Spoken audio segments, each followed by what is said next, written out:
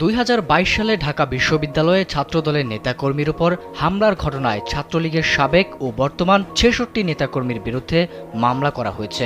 বৃহস্পতিবার Dhaka metropolitan magistrate আক্তারুজ্জামানের আদালতে এই মামলার আবেদন করা হয়। এ সময় আদালত বাদীর জবানবন্দি আমলে নিয়ে শাহবাগ থানাকে অভিযোগপত্রটি এজাহার হিসেবে গ্রহণের নির্দেশ দেন। মামলায় অভিযুক্ত করা হয়েছে ছাত্রলীগের সাবেক কেন্দ্রীয় সভাপতি আল নাহিয়ান খান জয়, সাধারণ সম্পাদক লেখক ভট্টাচার্য, ঢাকা বিশ্ববিদ্যালয় শাখার সাবেক সভাপতি সঞ্জিত চন্দ্র দাস, তৎকালীন ঢাবি ছাত্রলীগের সাধারণ সম্পাদক ও বর্তমান কেন্দ্রীয় সভাপতি সাদ্দাম হোসেন সহ 66 জনকে। মামলায় ঢাকা বিশ্ববিদ্যালয়ের সাবেক প্রক্টর গোলাম রব্বানীকেও আসামি করা হয়েছে।